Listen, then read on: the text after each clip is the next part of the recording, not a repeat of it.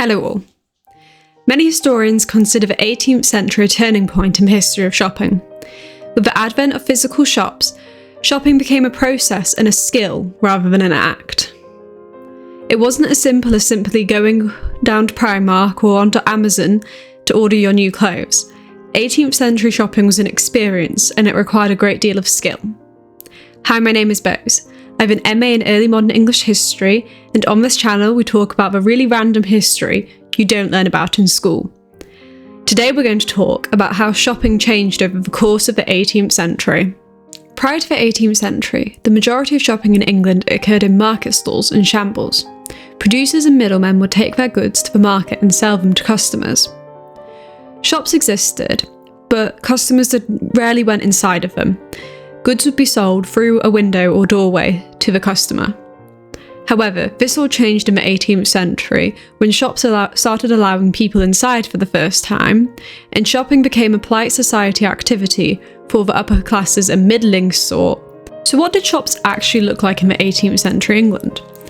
In the 18th century, jewellers, drapers and booksellers quickly adopted the idea of a physical shop. This was largely because they sold very high value items, luxury items, and having a physical shop and a contained space made it easier to prevent theft of these items. Also, because they were selling high value items, they were targeting the wealthier classes who had a disposable income and who could afford to do this new kind of shopping, browsing activity that was emerging in the 18th century. And what did these shops look like? Well, shopkeepers very quickly adopted an idea that we still use today of a window display. In fact, pretty much every shop had a window display. Even the undertakers display their goods in the windows, with high streets having velvet coffins on display to try and advertise for the undertaker. Shops also painted their fronts pretty colours to try and entice shoppers in, especially because they were often targeting the upper classes. Having a neat and tidy looking premises was paramount. Signs were also created.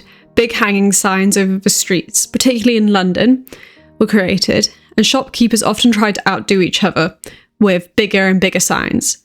These signs actually got so big and were often quite precariously hung, and they were known to fall down, especially in high winds, and in a few cases in London, they were recorded to actually have killed people. Can you believe the most crucial part of the 18th century shop was the counter? The customer would enter the shop and go and sit at the counter, where a shop assistant would make small talk with them before laying out all of the goods that the customer might have been interested in so that they can examine them. Then, since nothing in an 18th century shop in England had price tags on it, the customer and the shop assistant or shopkeeper would barter until the price was agreed upon between them. Despite nothing having a price tag on it in 18th century shops, there was a host of tricks that shopkeepers could employ to ensure that their products were not undersold. For example, if you think that Hollister was the first shop to utilise dark lighting in order to sell their goods, you were wrong, as some shopkeepers in the 18th century utilised dark lighting in their shops to mask the quality of their products. Alternatively, if you've seen the iconic 2000s film Legally Blonde, you might be familiar with the scene where the protagonist, Elle Woods, is shopping, and a sales assistant comes up to her and tries to sell her a sale dress for full price. This was another trick that occurred in the 18th century, especially when new customers went to a shop. For example, in Frances Burney's unpublished play, The Witling, the shopkeeper, Mrs. Weedle, tells her shop girls to lay out the last year's ribbons for the new customers, whereas they will save the new ribbons for her best clients. Vulnerable to these tricks by the 18th century shopkeepers, shoppers in the 18th century needed to develop their own skills to make sure that they weren't being ripped off. Firstly, shoppers had to develop a keen eye for quality of the goods that they were buying. Shoppers would often examine goods on the counters, so they would touch them, taste them if they were food, and look at them in detail to ensure the quality of the goods they were paying for.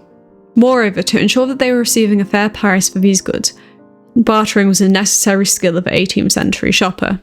Consequently, shopping in the 18th century required a rather different set of skills than we might think of in shopping today. Consequently, shopping in the 18th century required knowledge of the products you were buying, knowledge of the quality of a product, and knowledge of what the fair price should be and how to barter for this product. So it's a rather more diverse set of skills than we would use in today's shopping world. Therefore, shopping changed dramatically over the course of the 18th century with the advent of the physical shop. Next week, we will be looking at the bizarre history of a bookshop in England, so tune in if you want to learn some more really random historical facts, and subscribe so you don't miss out on an upload. That's all for now. Bye!